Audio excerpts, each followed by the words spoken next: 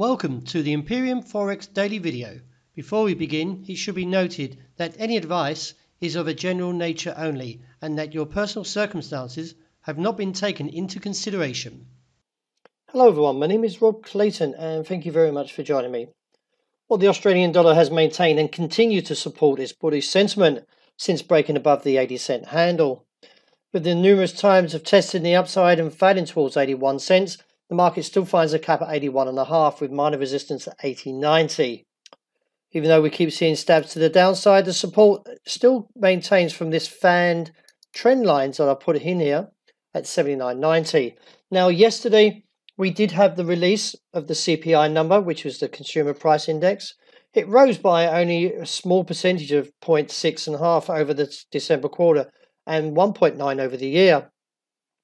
It is viewed, though, that the RBA will provide their perspective on yesterday's CPI number and the recent economic trends in a statement accompanying the board meeting, which is next Tuesday, and see if the most probably find that the RBA will continue to keep rates on hold. But the question is now, from the CPI number yesterday, whether the view that I'm holding in April for a rate hike will stand. At this point, I believe so. And if so, then we should see a slight bias to the upside eventually in the broader picture for the Australian dollar, but not as yet. In the interim of today, I do expect to see a slight decline. Well, the euro didn't really travel hardly anywhere from this morning's FOMC meeting, and also with the Federal Open Market Committee released its overnight fund rates at and anchors it still at around 1.25 to 1.5, with inflation of 12-month basis is still expected to move up this year and stabilizing around 2%. It was Janet Yellen's last meeting for the Fed today, as she now lets go of the chair and gives it to Jerome Powell. Looking at the euro, though, I do expect to see further weakness. Now, a break of 123.20 will confirm the bearish shooting star. This would actually put further scope to the downside and bring in a target of 122.65.75 and reassess from there. The dollar yen case is still quite considerably bullish, as it now challenges the top side and just breaking through that resistance of 109.20 with the previous high being 18, now looks towards 45 or even up towards 109.80.85. Support on the day comes in at 108.80 and 108.25 is firmer, but technically you can see the market is breaking up, so I do expect to see a further recovery and a weaker yen.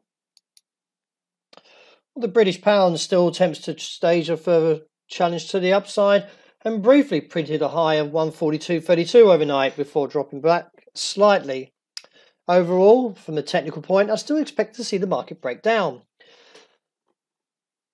Therefore, I expect to see the challenge towards 141.60 or down towards 141.05.15.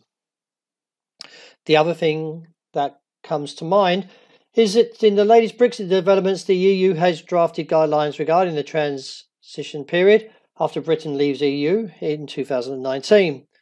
The European proposal calls for Britain to abide by EU's rules, including freedom of movement, during the transition period, which lasts until 2020.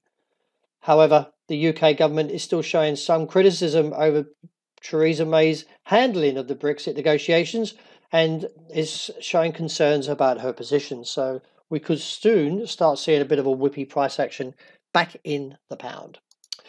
Well, the gold traded a $15 range overnight within the parameters of 1,332 to 47. At this point, I do expect to see the market slowly break back down again. From a technical point, we are looking back towards the immediate support of 40, maybe back down to the lows of 34, with 48 capping on the day. The silver outlook pretty much attempting to recover and now looks towards the resistance of 45, but over the last few days, the market is still poised for a down challenge. However, towards $16.95 it should find a base, and I am expecting to see further demand return if this level is challenged. Wrapping up with oil, the market is attempting to recover since rebounding of 63.5 overnight. The demand is actually putting some speculation that the market may fail purely for the fact is that technically it's not supported in that move. So therefore I expect to see a decline back towards the immediate target that comes in at 63.5, which did hold overnight.